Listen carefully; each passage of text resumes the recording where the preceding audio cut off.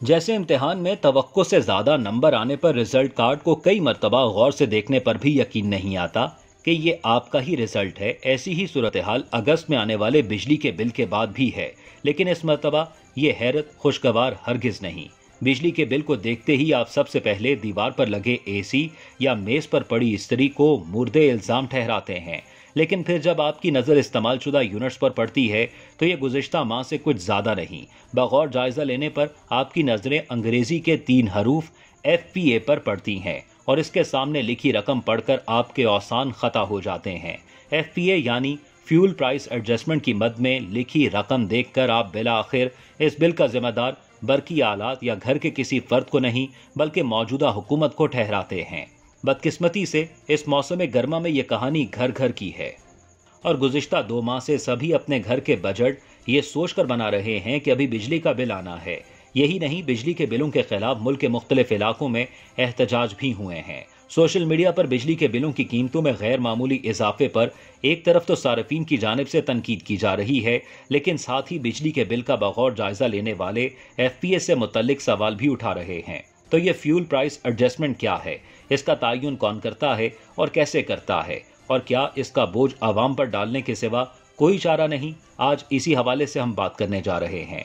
Fuel price adjustment को समझने के लिए एक्चुअल फ्यूल कॉस्ट, एक माह में ईंधन पर आने वाली लागत और रेफरेंस फ्यूल कॉस्ट समझना जरूरी है।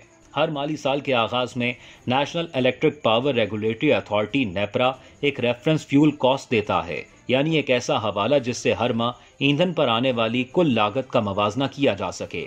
एक महीने में बिजली की पैदावार में इस्तेमाल होने वाले ईंधन की कुल लागत दरअसल मुल्क में तवानाई के मुख्तलिफ जराए में इस्तेमाल होने वाले ईंधन जैसे कोयला, LNG, फर्नेस ऑयल पर आने वाली लागत के एतबार से निकाली जाती है। यूं हर माह के इख्तिताम पर इस माह की मजमूई फ्यूल कॉस्ट का मवाजना रेफरेंस फ्यूल कॉस्ट से किया जाता है और इसी हिसाब से ये एडजस्टमेंट 2 माह के बाद बिजली के बिलों में लग कर आती है। अगर उस माह मजमूई फ्यूल कॉस्ट रेफरेंस कॉस्ट से ज़्यादा हो तो आपके बिल में FPA की मद में इजाफा होगा, जबकि अगर इस माह की मजमूई फ्यूल कॉस्ट रेफरेंस कॉस्ट से कम हो तो FPA की मद में कमी आती है। इसे ही फ्यूल प्राइस एडजस्टमेंट कहते हैं। फ्यूल कॉस्ट एडजस्टमेंट का तयन करने के लिए मुतअद्दिद अवामिल कारफरमा होते हैं, लेकिन इनमें सबसे अहम यह है कि तवानाई के किन जराए से पैदावार हुई है।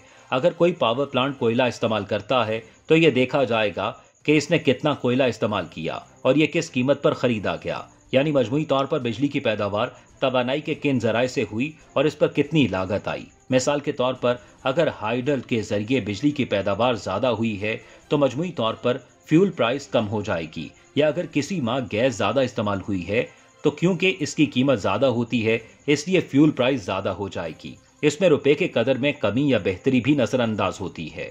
इसकी वजह यह है कि कोयला, LNG और फर्नेस ऑयल दरामद किया जाता है, इसलिए रुपए की कदर में कमी या बेहतरी का मजमूई लागत पर बराह रास्त असर पड़ता है। ISCO की जानिब से इस बारे में गुज़िश्ता रोज़ जारी करदा एलामिया के मुताबिक इसमें थर्मल जनरेशन के लिए सस्ते ईंधन की अदम दस्तयाबी का भी अमल दखल होता है। ख्याल रहे कि सिर्फ फ्यूल प्राइस एडजस्टमेंट ही नहीं बल्कि बिल पर मुतअद्दिद टैक्सेस भी लगते हैं।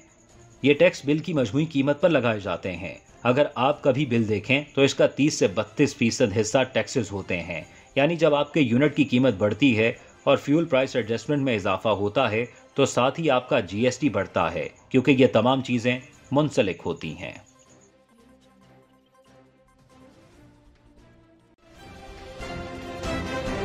खारिया मनी ट्रांसफर से पाकिस्तान रकम की मुंतकिली आसान और महफूज। Spot cash and account deposit आपकी जिंदगी में लाए सहूलत। हाई एक्सचेंज रेट के साथ रकम पाकिस्तान भेजें और MCB, NDP, HPL, UBL, allied bank और टेलीनॉर पैसा से वसूल करें, मुकम्मल तहफ़्फ़ुज़ और एतमाद के साथ। खारिया मनी ट्रांसफर एंड ट्रेवल्स।